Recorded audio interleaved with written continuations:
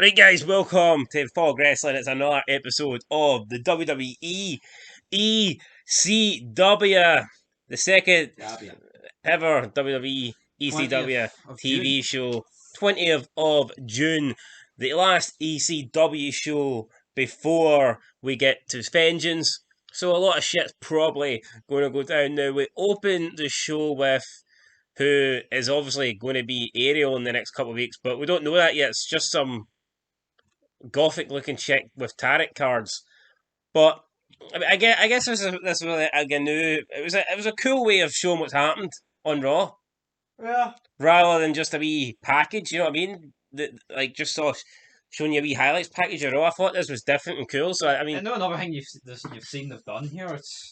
They've made they've kind of made it where ECW is kind of like a must watch in a way, because if you don't watch ECW, because it continuing the stories that were happening on Raw. yeah. You So know what I mean? it's smart booking. And by the time we get to 2009, there's fuck all happening on Raw that's relevant in ECW.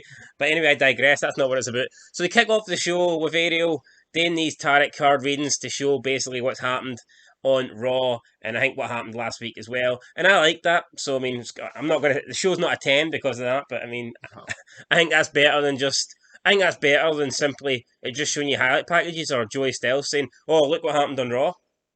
Yeah. And it fits Oh the man. kind of, I think it fits the ECW kind of vibe a wee bit. Although I think you see some of this shit in the show, and McMahon seems to think ECW just means anything fucking weird, and that's not necessarily the case. Skyfall.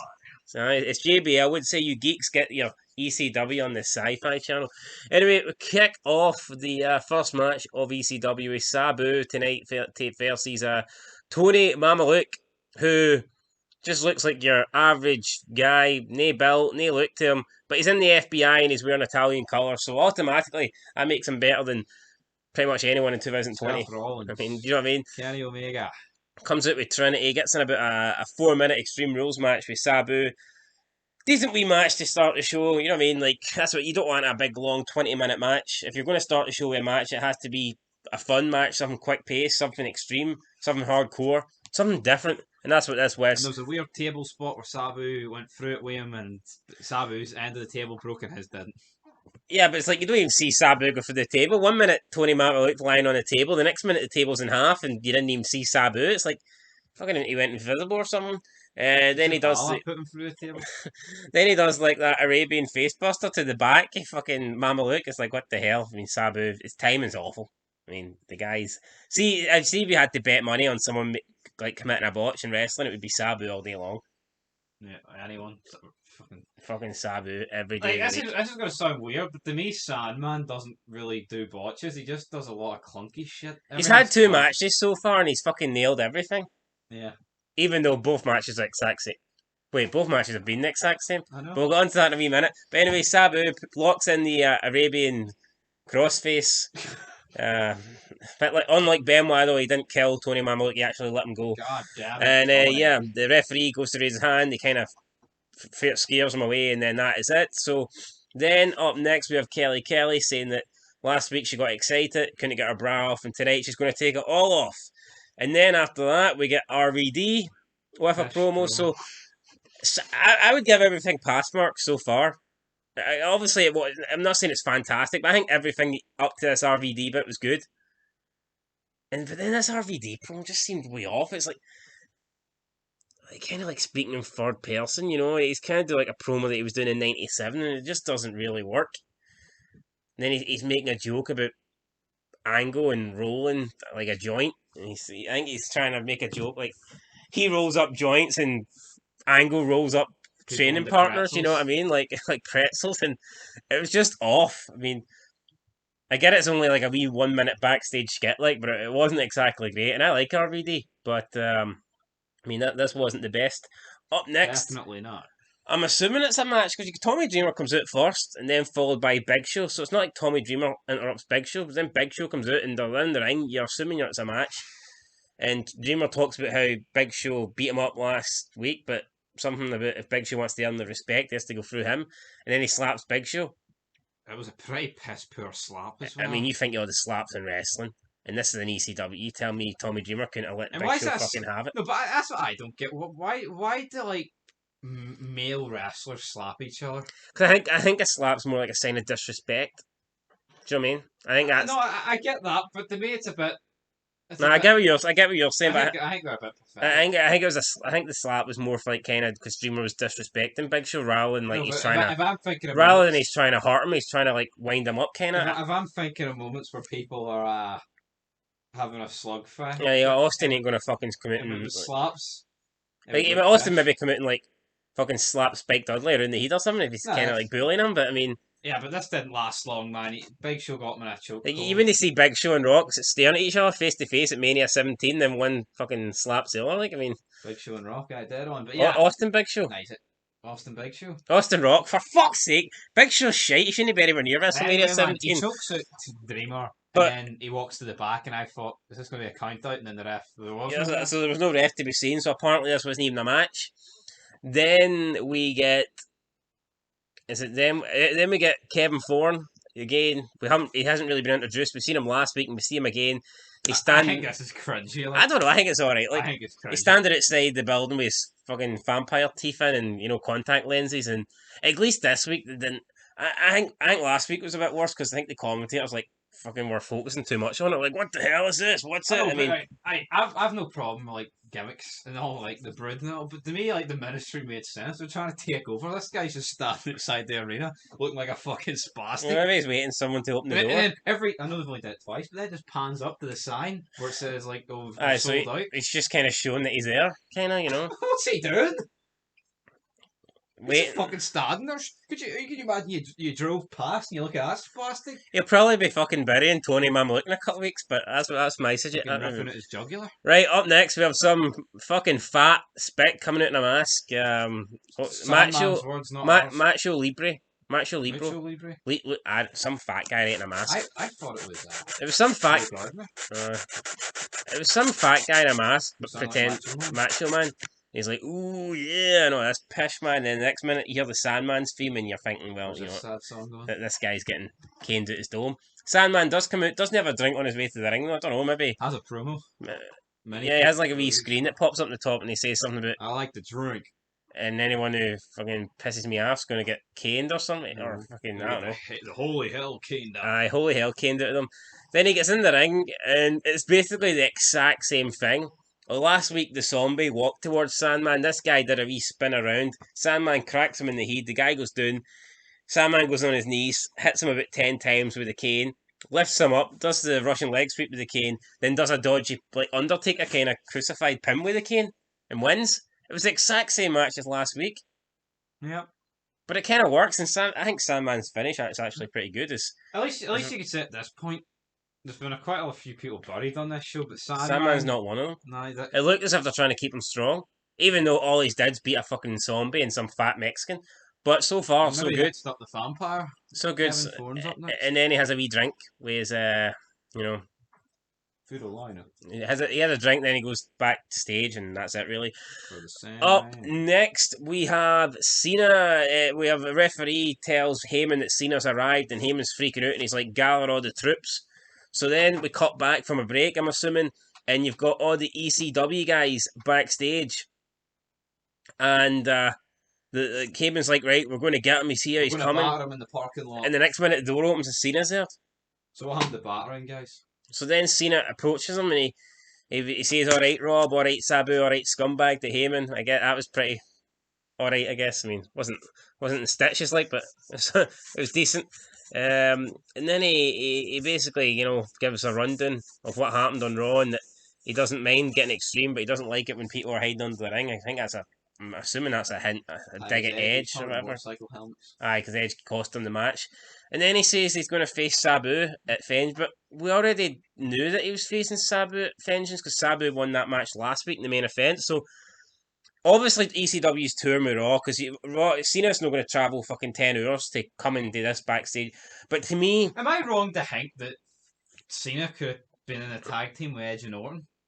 Like in Sabu? yeah, a 6-man. Yeah, I mean, could you have done that? You probably could have, but then again, Cena's probably a face. I don't know. But yeah, it would have been ECW versus WWE. But I don't really get this. 1 minute Heyman's gathering all the troops, and you look at Cena, right, and you can tell it's weird because you look at Cena and he's the guy that WWE's pushing. You know what I mean? He's the new young fresh star that's getting pushed to be the new guy, the new man, and then he's surrounded by all the old ECW guys that had their primes in the fucking 90s. So it's weird, like, what I mean? You've got Cena, the new guy, big, bulky, fresh, and then, full of muscles, and then you've got all the ECW fucking rejects that are getting old, out of shape, ragged looking, it's it's weird. It's like Kurt Cena, Angle with his mouth guard looking like a like mongrel. Cena's like the new toy that you open at Christmas, and all these ECW guys are like the toys that have been in the closet for the last 15 years, and they're all like scratched and shit.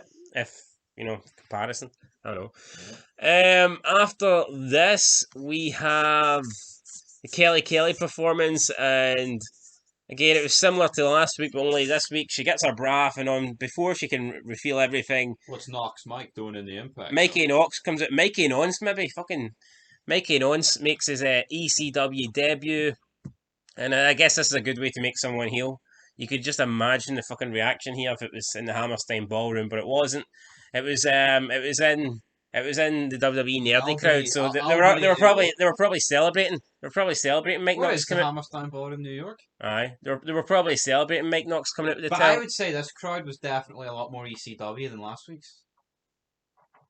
That could be a plant. There was some guy like, "What you doing? Let her finish" or something. Like that. You heard some guy. Yeah, but they were chanting stuff as well. Oh, I don't know. Could have been a plant. Could have just been a legit couple of rowdy Yeah. people. And the guys that apparently sung the Big Show's music, they looked a bit fucking edgy, You didn't wouldn't they? see them in a crowd these days. No, definitely not. Like, anyone with any fucking reputation when they be in a crowd these days. When was the last time you seen like an NFL player like on Raw? I don't know. Like, oh, here's the guy from the Tampa Bay Bucks, or here's someone from the LA Lakers. You don't get that shit anymore. Nope. It's COVID. No, it's because wrestling's pish. Yep. Up next, we have a wee segment. Test is coming to ECW, and it's showing you basically highlights to what he did 2 years ago. So I'm assuming at this stage, Test isn't even. I'm assuming he's returning to WWE and they're just going to stick him on ECW. Like, I can't remember Test. Well, maybe something Test did in 2005. Hee haw. Cannot remember anything. And then in the main event, it was Edge and Orton versus RVD and Kurt Angle. And I thought it was a good tag match. Yep. Obviously, these two, Edge is facing RVD at Vengeance, or Angle's facing Orton at Vengeance, and this got the job done. It was a good tag match, And he beats Edge clean, nothing. Yeah, he beats Edge clean. Angle slammed to Lita as well. Which, if you put in Cena and Sabu, Edge could have maybe lost via like something to do with Cena. Like, I don't know. I think beating Edge, like, I get they're not going to beat Van Damme clean, but I don't know. I think Edge getting beat clean here just looked a bit pish, but I guess it was on ECW, so. Yeah. I don't know. I would have made Orton take the pin from Van Damme, like, because that kind of just makes Vengeance kind of like, well. I would have maybe had Edge and Orton win. I don't know. I get why they didn't, like, because, I mean, it's ECW, they need to fucking save it as much as they can. Yeah, so, I don't know. But anyway, yeah.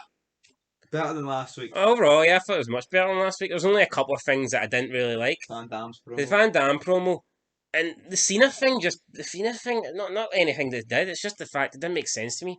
One, like, in the scene before the break, Heyman's like, gather the troops. And he wasn't saying gather on the troops so they could all welcome John Cena, a nice wee friendly welcome to ECW.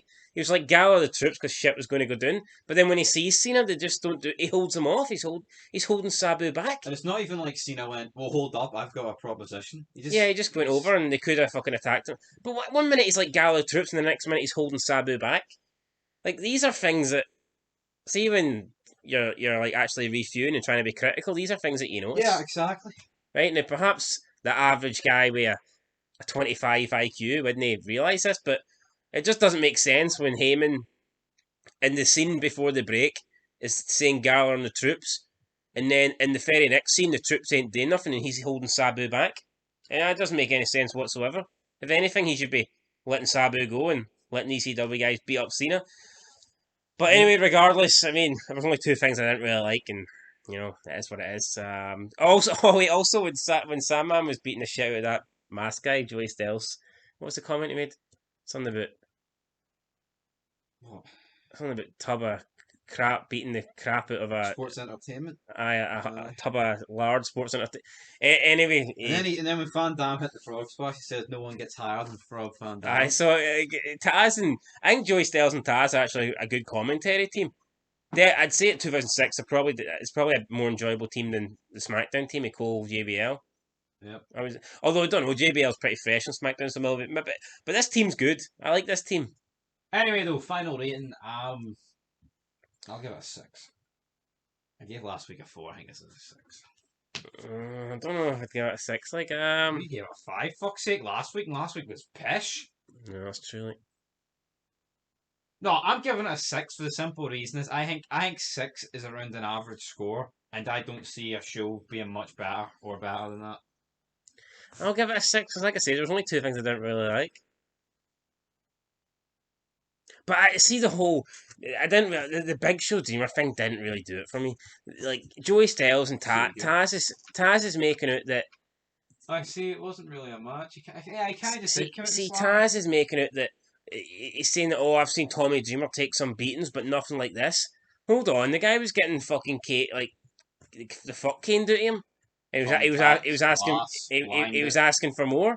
Like that's a see that scene where he's getting caned and he's like, "Can I have another?" That's epic. I mean, Big Show doing a bloody chokehold on him. Who remembers that? It was a chokehold. I never even knew that happened. I forgot that happened, so it's not that memorable. But Taz is making out that Big Show's fucking decimate him. Yeah. So there you go. We'll give it a 6. Like I think a 6 is fair. It was better than last week. And Much better. yeah, so there you go. Maybe have a couple. Maybe have. But then again, I don't know, man. It was a pretty lengthy main event, so I guess that is why the matches were short and sweet. When you think about it, you had the main event, a quick Sabu opening Extreme Rules match, a 1 minute Sandman match, and a match between Dreamer and Big Show that wasn't even a match in the end. It was just a challenge. But overall, 6 I think is fair. It was decent. And we'll see what happens next week, guys. So let us know what you think down below. If you enjoyed this episode of ECW. And make sure you subscribe to the channel, like this video, like all the videos. And let us know what other content you'd like to see us do. Do you prefer the wrestling reviews, the retro reviews? Would you like to see current reviews? Or are you more into the wrestling gameplay, such as old games? Would you like to see new games, maybe the current Universe mode? Or are you into the tier lists, the tier list makers and stuff like that, and rankings and shit? Let us know, and we will make it happen. But anyway, guys, until next time, this has been your ECW 2006 June 20th review. Peace.